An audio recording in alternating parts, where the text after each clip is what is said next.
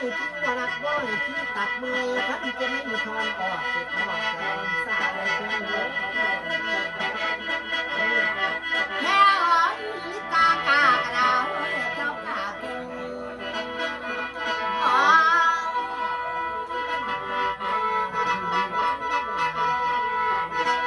เมื่อเด้อไปวันโอ้ยที่มาสั่งยาสมุนตาโคดึงมาตะมุนเตาดูเมื่อเด้อมาตะลุงไปเตะไปให้เด้อโอ้ยเม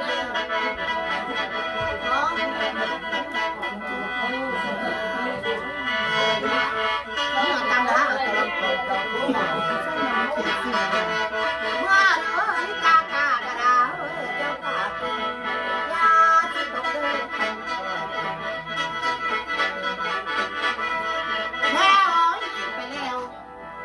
จะเดินทางคนละเส้นตาเป็นนุ้ยคนละหน่วย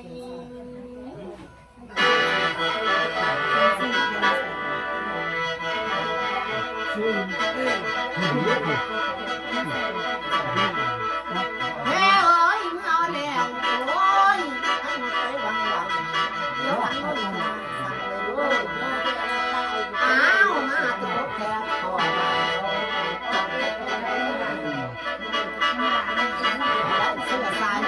ส่งมือเด้อออกงานใจให้เด็กดีจะมีอะไรเล่นให้ทานยาหน่อยแก่ให้ไปส่งเด้อหาเมื่อพวกมันสิกับมีซากินที่จะมีให้เมื่อมันมีลูกทีเลยไอ้ทางไม่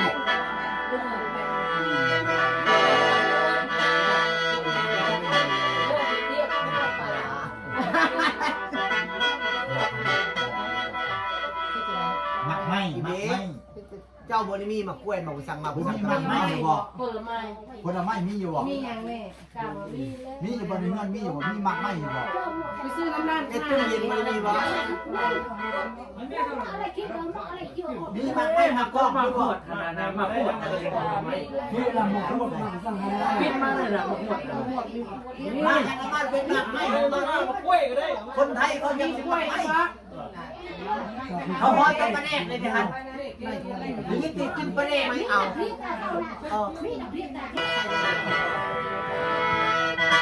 ว้าตาหน้าตาลังต่อต่อเที่ยวก็กันหน้าตาตาย้ายกันหน้าตา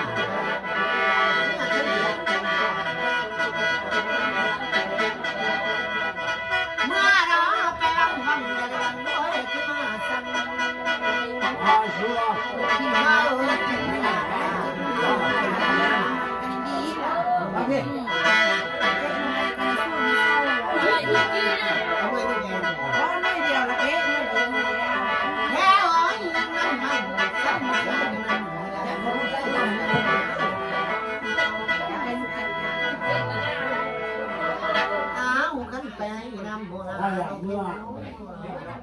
ขอน้ำเดือดอย่าว่าสิเจ้าตัดยากไหนต้นนี้เพื่อมันใช้ใส่คุณครูแม่จะได้ทำเป็นแบบนี้ได้อย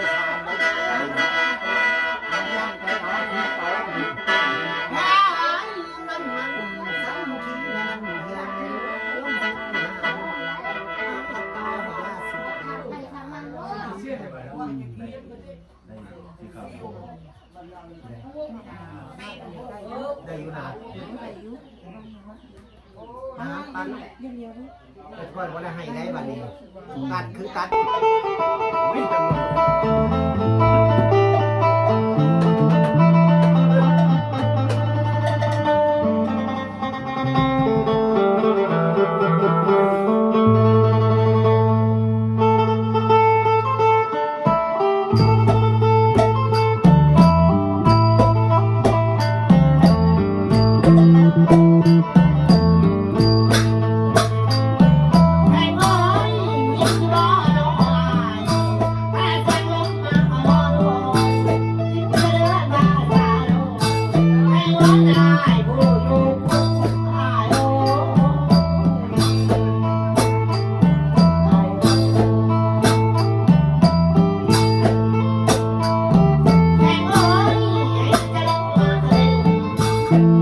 ใจมัน